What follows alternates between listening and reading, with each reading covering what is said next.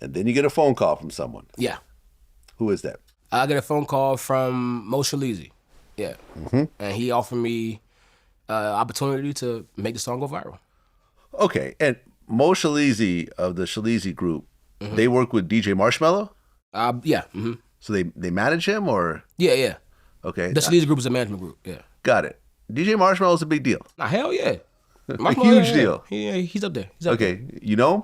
Of course. You've seen him without the course. helmet and everything? Of course, yeah. He cool as shit, I ain't gonna lie. Very solid. Right. So, I mean, but is it really like a hip hop management group, or because Marshmello is more, EDM? Mm-hmm. I mean, I can't speak on what they got. I don't know if he managed him or they just like, I don't know if it's like just the management group or him and Mo, whatever it is. But I know I got signed to Mo Shaleezy and the Shaleezy group and Pick 6. And that's all his entity. You feel me? But I couldn't speak on what Morray got going on. Okay. So you get offered a contract. Yep. Do you have lawyers or anything else like that at that point? Nah, I ain't had no lawyer. Again, I got this phone call when a nigga was like, I was like down and out. I ain't had shit. Like, I was trying to figure out how to pay my cell phone bill. So at that point, I couldn't afford no damn lawyer. So you just signed? Yeah. What happens next? What happens next is I get some bread, pay some bills, smooth, go out to LA and record more music. Okay. Off of their budget? Yes. Yeah. Okay, and you had like 150 songs already done, but you deleted them all? Yeah, I had like 100-something songs on my SoundCloud. Like, I ain't gonna lie, I had so much music, but it didn't sound like Quicksand or Switched Up or none of the songs I had on Street Sermons. I was like, I don't want nobody to see like me figuring out my voice or figuring out my sound because I didn't think it sounded good. But everybody was like, why would you delete the whole thing? You could have like just kept it, let people vibe off who you used to be. But I didn't think about that. I was just trying to get people to know the good music I got, not the bad shit I came from. No, I feel you. Yeah. I mean, when you put stuff together over time, like I look at some of my old videos, I cringe. Like, That's how I was like, oh my God. It's like between the quality and the way I do the interview, I'm like, oh. Every song I'm saying, Morray. I'm like, no, like get rid of that shit, bro. Well, why the name Morray? It's my real name. Oh, it's your real name? Yeah, my actual name is Morray. So I wanted to keep it as simple as possible. Okay, well, at one point, Quicksand starts to pick up. Yeah. To the point where it actually hits Billboard. Yeah. Now, this is before the record deal?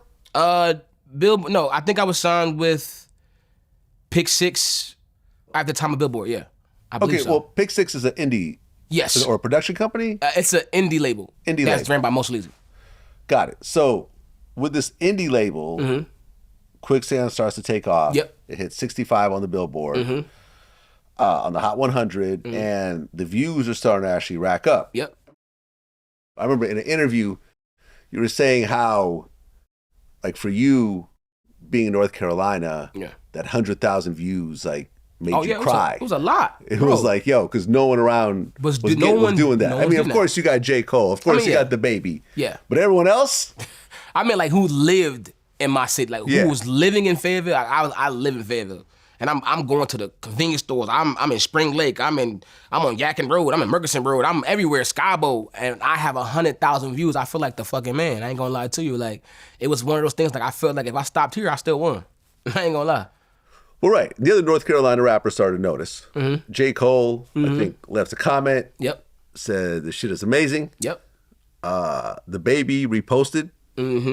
So now you got the big dogs in North Carolina co-sign, as they should. Yeah, come on now. And I've interviewed both these guys. Yeah. You know what I mean? So, they're genuine music fans. For real. So to see someone else from their state get on, I can see why they would do it. Yeah. Did that make a big difference when they started doing that, or was the song already moving at that point? The song was already moving. Like, it already had like millions of views. But I appreciated it because they didn't have to do that. You feel what I'm saying? Like, that's when you know it's genuine love, when it's like, okay, the song already took off, so the cosign is not needed, but them saying like, yo, it took off and we're proud of you that it took off, that's fired me. That's more fire than saying, yo, check out this artist from North Carolina, this is my Nah, it's, yo, you're doing well on your own, I'm gonna support it.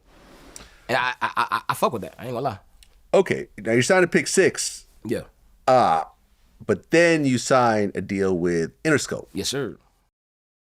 Were you involved with that deal, or did the management company essentially do that themselves? I signed it, so of course I was involved, you know what I mean? But sometimes it's kind of like, listen, we'll do it, we'll give it to you, or or sometimes you're really hands on with all the meetings and so forth. I wasn't essentially hands on. Right. Well, and that's what I'm saying. You really don't know the industry yet. Nah. You're kind of brand new. One song starts to take off. You're on a roller coaster. Yeah, for sure. You don't really understand what you're signing, the big picture. You don't really understand budgets and so forth. I'm not talking down. I'm just saying this is the reality of what you're going through at that time as a young man. That it's not like. You've talked about this in other interviews. It's not like you spent years grinding, putting out, touring around the country, opening up for all these major acts on tour. It came relatively quickly with that song. Yeah. So it didn't really prepare you when it happened. That's true.